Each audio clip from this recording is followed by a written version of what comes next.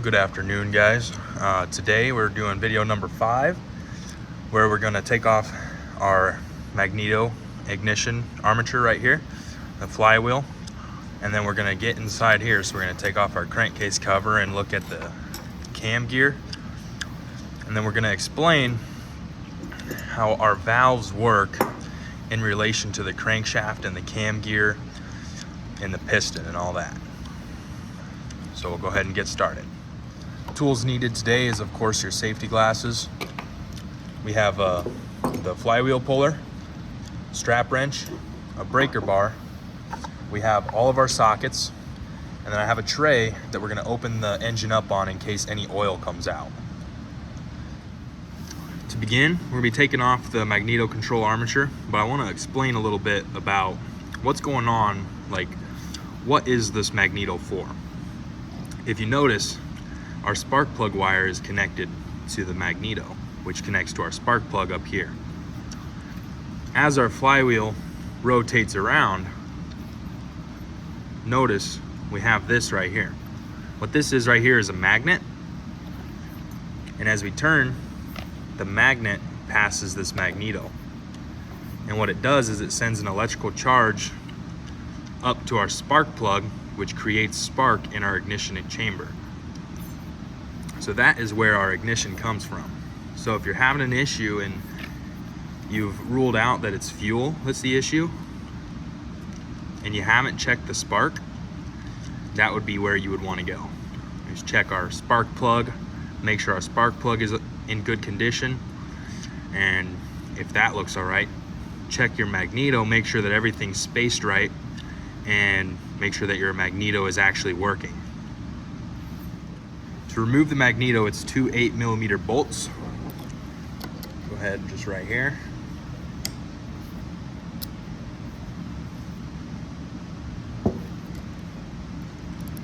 Make sure I'm going the right way here. There we go.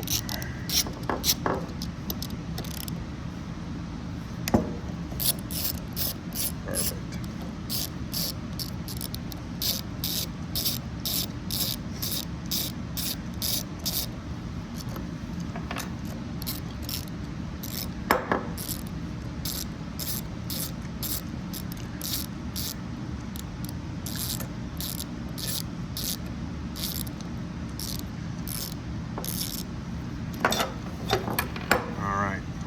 Put those back in.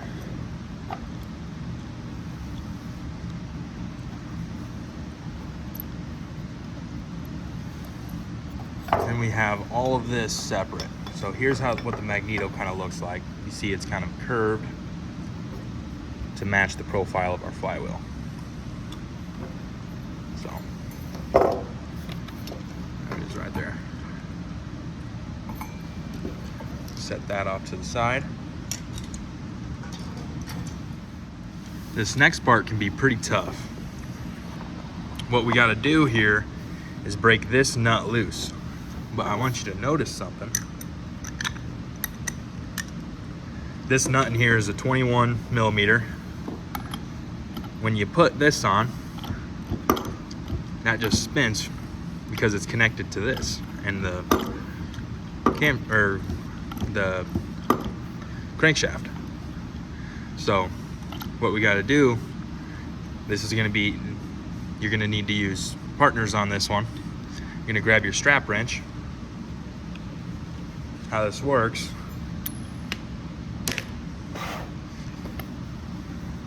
it's kind of like a ratchet. You notice this goes in and out, kind of like a belt. Go ahead, slide this around here and tighten this up on the bottom. Just like that. Have one person hold this as the other person breaks it loose. So I'm gonna go ahead and do that real quick. So I just got this undone, so the nut comes off. We can take this off and set this to the side. And we can take off our strap wrench, and we can take off that piece too. We'll set this to the side. Now this is our flywheel, so we need to the flywheel puller to pull it off.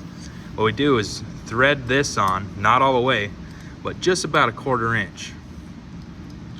Just like that. For this next part,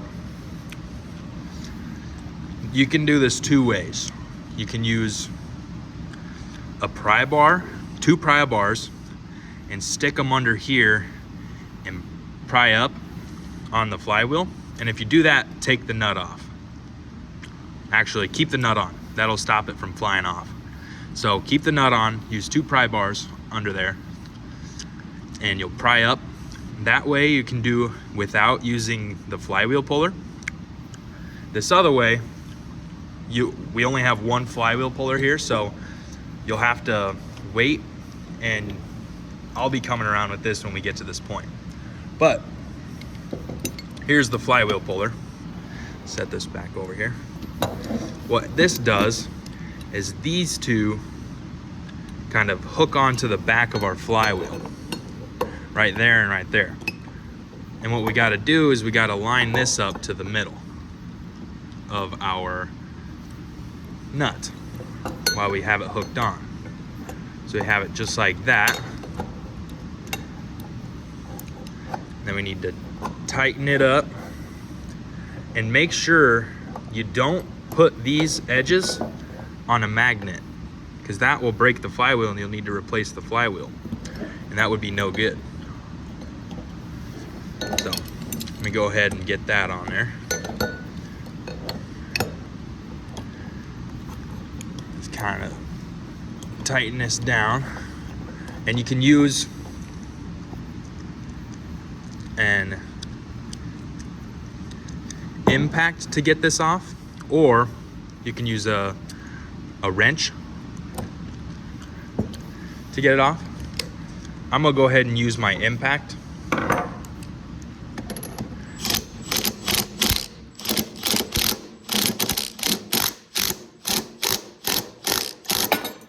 There you go, it popped right off.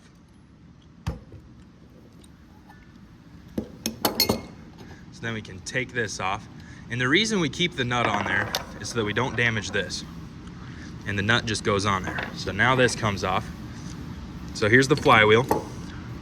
Notice this little spot right there. That's a keyway where they milled in a slot for our key right on here, right on our crankshaft. Right there. So these, sometimes if your engine is under too much load and it's at risk of breaking, the engineers, when they started making engines, they realized we should put something to be kind of like, in case there's too much load, that'll break before the engine. So that's what this is right here. It's the little key. Now if that doesn't come out, I would just leave it there, because these are small and can get lost pretty easily. But this is made out of a softer metal so that it like breaks before the engine. And a lot of the times when working on an engine, that can be the issue right there on why it doesn't work. So there you go. Our next order of business is removing the crankcase cover. That's this sucker right here. Now I'm gonna double check, see if we got oil in here.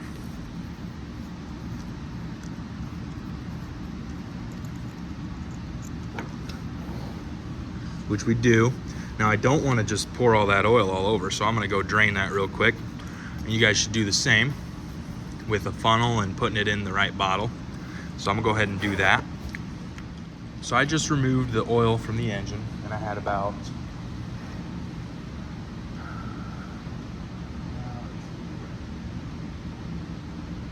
$5 liters of oil, or 14 ounces of oil come out of here. So we'll remember that when we're putting oil back in. We'll also double check manual, see how much oil is supposed to go in here. So we'll move on to removing the crankcase cover. And for that requires 10 millimeter bolts right here. And I'm gonna do that on this tray to make sure no mess gets on this table. So we're gonna go ahead, crank those babies loose.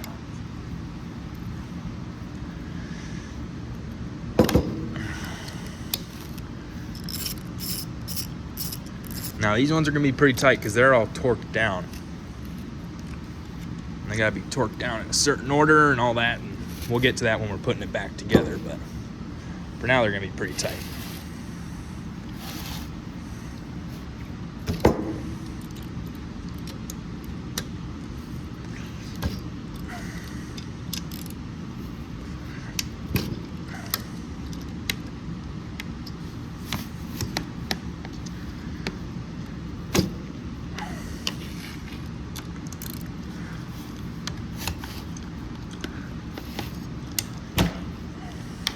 All right, got all those broke loose. Now let me just take them out.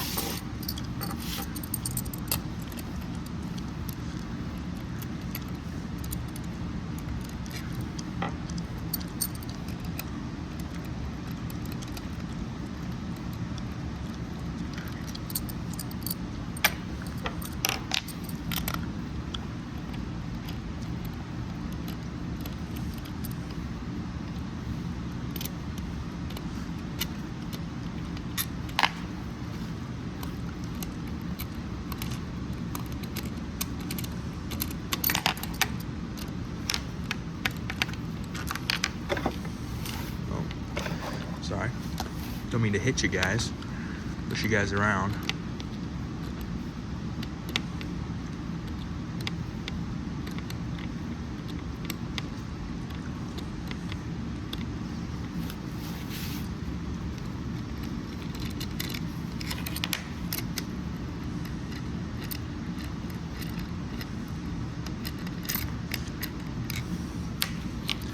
All right, once we get those 6 removed, we got to take off our crankcase cover, and this will be pretty tight too. So just press on it, it pops off. Should pop off nicely. So we get that out of there.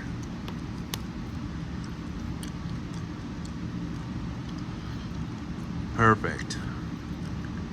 Now notice this has got those sleeves too, so we don't want to be losing those. So I'm gonna put those back in. Those help line up when we put everything back on. And one other thing that came off with the crankcase is our cam gear. So let me go ahead and put that back how it's supposed to be, and then I'll kind of show you some stuff inside the engine. Okay, so now that I got the camshaft back in, now how this was this shim is pressed against this gear right here. And that helps with like movement, wiggling and all that. But what I was trying to look at, and see this little circle here, is that shows us our timing for our valves. We want to make sure that it's lined up with this timing mark right there. It's kind of hard to see on camera, but on your guys' engines you should be able to see it. This circle lines up with this circle in line. And that's how it should always be when we put it back together, keeping everything timed correctly. So now that we've gotten here, I'm gonna go ahead and pull this out. That should just pop right out. And here's our camshaft. Let me change, there we go. On our camshaft we have these lobes. They're like teardrop shape. I was talking about them in the last video when explaining how all the valves work. And you can kind of see on this one there's some wearing on the edge of there, which is typical. You'll see that happen, and most times that'll have to be replaced if it's not into spec in the right measurement. So yeah, there's the camshaft. We'll set that to the side. Now what's going on in here is the last video I was talking about these tappets right here. These right here. Those line up onto the cam lobes that I just pointed out to you. Now let me grab a part real quick. So in the last video, we took the push rods out. Those basically went into here, but through the head. And what they did is they went through and connected onto there. See how those nicely fit together? It's because they were machined to fit together nicely, so that when this gets pushed up, the rod pushes up onto our valve system. So now let's take a look at our valve system again. Let's bring this in.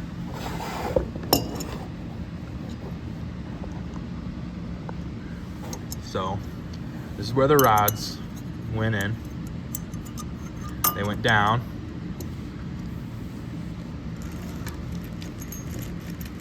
And then on top of that, this guy was right here with the rod being underneath there. So as the rod was pushed up, this got pushed down. See how that moves? Because that's a spring. So let me go ahead and take this off. So you guys do the same. You push down, pull over, and then keep all this together. This part comes off and the spring comes off. Then you can get your valve out. So I'm gonna show you the valve real quick. So here's the exhaust valve.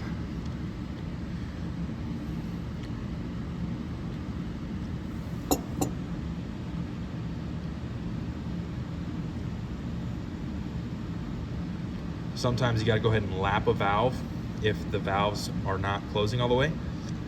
And all that is grinding this edge right here to be the same as this edge in here. So you can see how that works.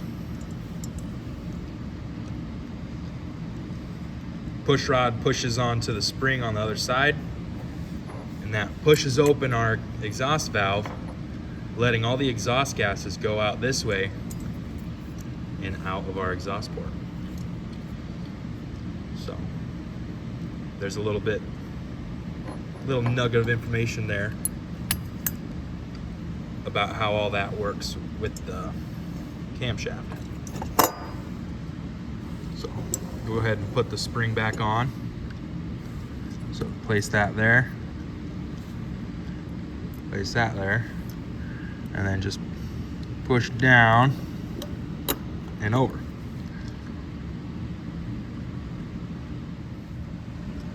Another system that connects on the inside of the engine here is the governor system. I want to show you that. So remember up top, we took off the governor lever right here, right? It moves just like that. I told you not to take this pin out. That's because it connects to our governor system down here, our little governor gear. So this, way back in there, spins with the crankshaft. And as it spins faster, there's little flaps in there that go out and actually push this lever, telling the governor arm to pull to let more air fuel mixture into the engine because it's going faster or slower. Then one little cool thing, like a little sensor that is put into these engines, is this guy right here. And this guy down here senses the oil level. And that is connected to the yellow wire. So if you have no oil in your engine and the yellow wire is plugged in, it won't start. It will not send spark to your spark plug, which won't let it start, which is very smart because people won't burn their engine up if they don't have oil.